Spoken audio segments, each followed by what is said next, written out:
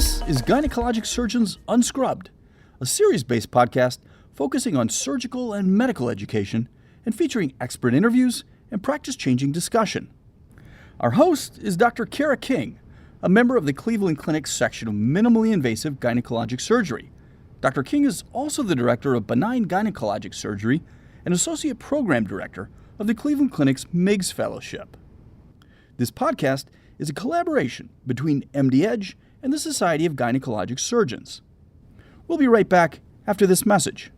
This podcast is made possible by Boston Scientific.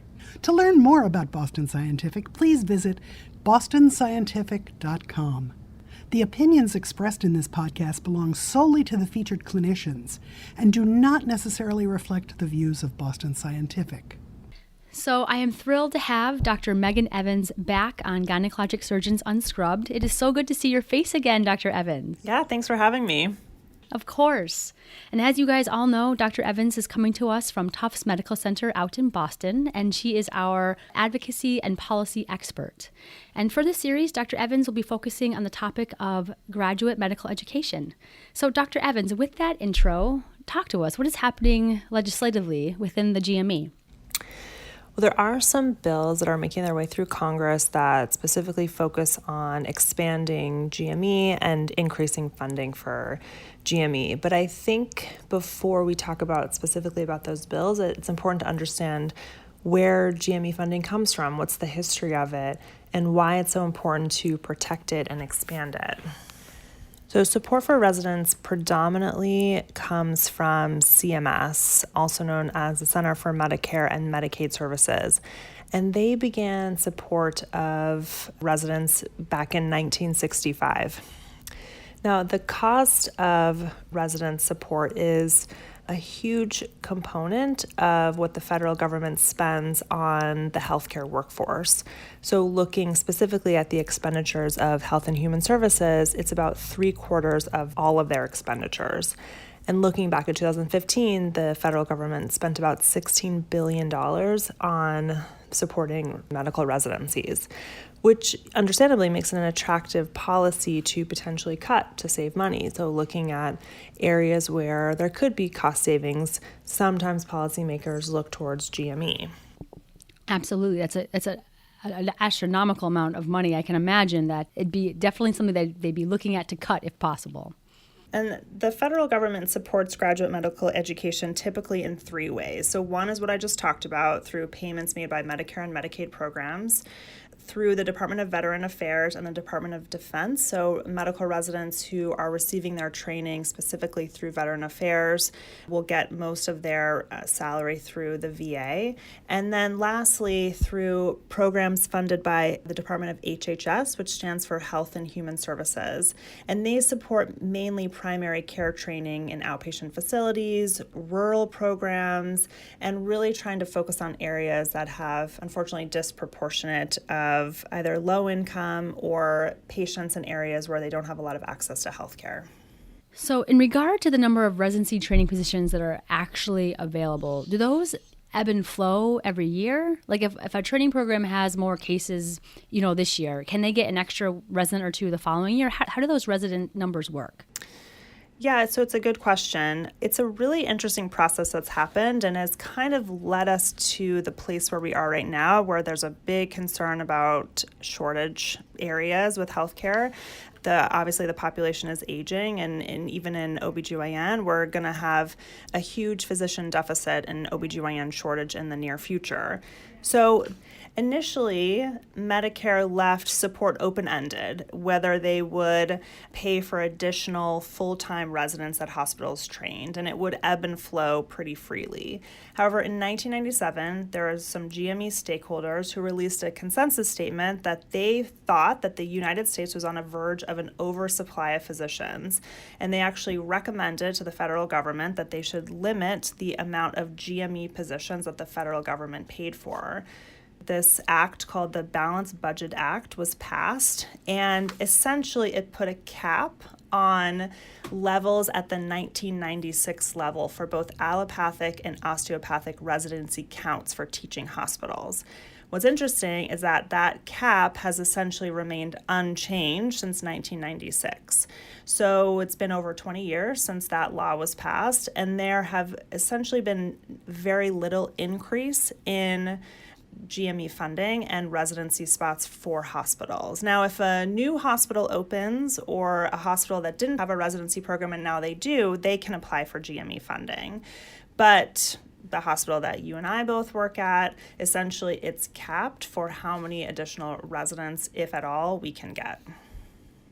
Wow. So you're saying that despite the shortage of physicians and despite us putting more medical students through medical school and getting medical degrees, the number of residencies is capped. So despite all the need for more physicians, the residencies are currently capped at the 1996 level. That's right. And so these Medicare caps can make it incredibly difficult to increase residency spots, even residency spots that are very much needed, depending on the region, the field. This law in 1997 prevents really us from increasing residency spots around the country. Got it. Now, specifically for OBGYNs, there's essentially been no annual increase in the number of OBGYNs since 1980. Even though the population of women in the United States has increased 26% since 1980 and will grow to 36% by 2050. Half of our U.S. counties don't have an OBGYN, and almost 9.5 million Americans live in those counties. Which has severe impact on maternal mortality, I'm sure. I mean, we don't have access to an OBGYN. I mean, that's really dangerous, and that's right here in the United States. So that's pretty remarkable. Right. And then the OBGYN shortage it's obviously hard to predict. There are a lot of factors that go into these numbers, but it's expected to range from anywhere between 3,000 to 9,000 by 2030. So, without sufficient Medicare funding for graduate medical education, and specifically in our field, in OBGYN, residency programs can't grow, and in some situations, they might actually have to close. And then other residency programs in other hospitals could be overwhelmed with service obligations. So obviously, this is a major issue, and especially with the inability to expand GME-funded residency slots. Now, when the Affordable Care Act passed, they did try to address some of these issues, and they did that by specifically stating in the bill that if a hospital closed that had a residency program, those residency spots could be redistributed to other programs that might need it. So they didn't just evaporate and disappear. They could go specifically to programs that had a need for additional spots. And then 30% of the unfilled slots would go to teaching hospitals, specifically in the top 10 states with primary care shortage areas and in rural areas. So is this what happened recently at the University Hospital in Philadelphia? So when their program recently closed this past summer, I know that their residents transferred out. We received one of the residents here in our OBGYN program. So does that mean that their Medicare funding transferred to us? Is that how that works? Likely, so that those spots should not dissolve, so they should be transferred to other hospitals. I don't know all the nuances of when a program closes and they're transferred, but this essentially ensures that those spots don't disappear, that they're redistributed to somewhere with a greater need. And those numbers are maintained. I see. So we talked about OBGYN shortage, which, again, difficult to know, but by 2030, 3,000 to 9,000. Now, overall physician shortage could be anywhere between 40,000 to 105,000 physicians by 2030. And residents are such an integral part of the care that we provide. So they provide 40% of what we call charity care. They care for 1 out of 5 every hospitalized patient. And we know that teaching hospitals deliver 20% of all hospital care, providing for seniors, veterans, and patients specifically in underserved communities. So residents are so important to the structure of how our medical system works and the patients that we take care of. GME funding is critical to how our medicine is practiced in this country. I think the hard part now is that medical schools continue to increase enrollment. So we're seeing new medical schools pop up. We're seeing medical schools that are increasing how many students they take every year, but we're not seeing an increase in residency spots around the country. And, that's not only detrimental to the future of healthcare and how our patients access care everywhere in urban areas, rural areas, but it's also a detriment to the students who are putting in a lot of money and time and potentially will not have a residency spot. And this is a problem year after year, and it's only getting worse because those medical students that don't match go back into the same pool, and that pool is getting bigger and bigger to try to fill the same number of residency spots every year. Wow. Yeah, I recently read a statistic that since 2002, residency positions have increased by 1% a year as compared to a 52% growth in medical school spots. So exactly what you said, and I didn't really think about the people who didn't match going back into the pool. So the pool that's already, really shifted to being short is even worse every single year. So this is actually a very huge problem that we need to deal with. Yeah. There is some legislation right now. It's both in the Senate and the House. It's called the Resident Physician Shortage Reduction Act of 2019. So the Senate bill is number 348, and the House bill is H.R. 1763. So this bill would add a total of 15,000 residency slots over 5 years. It increases the number of residency positions eligible for graduate medical education payments under Medicare for qualifying hospitals. And essentially the goal is to have 3,000 additional positions each year for 5 years.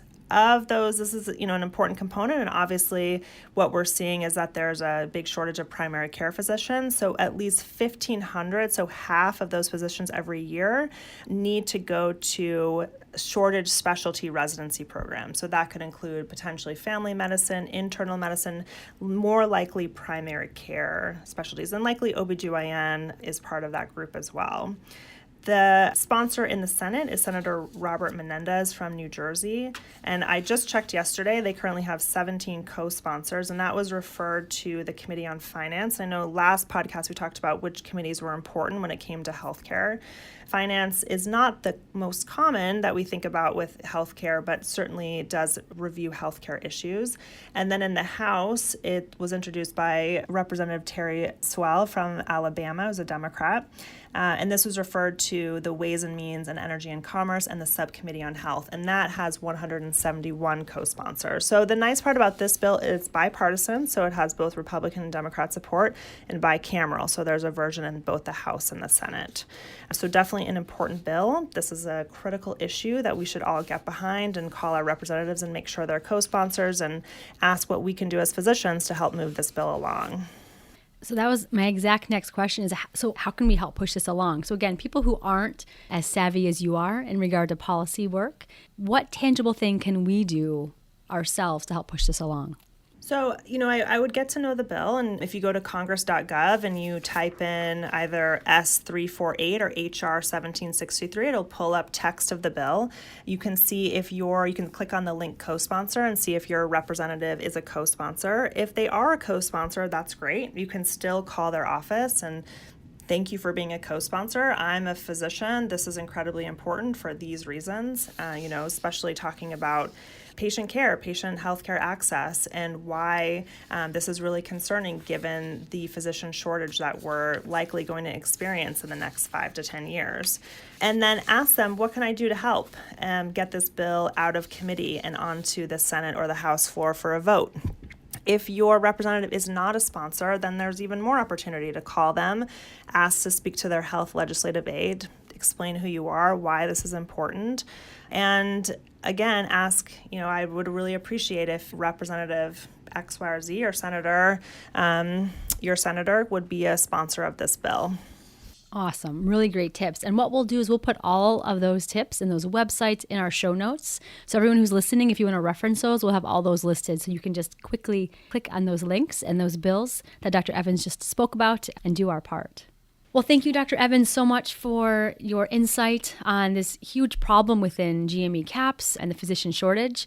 We really appreciate your time, and I'm hoping that everybody checks our show notes, logs in, and helps push this bill forward because it's really important for all of us. So thanks again for your time. We appreciate it. We'll be right back after this message. And that's all for this episode of Gynecologic Surgeons Unscrubbed. Join us next episode for more expert insights and perspectives. From all of us at MDedge and the Society of Gynecologic Surgeons, thanks for listening.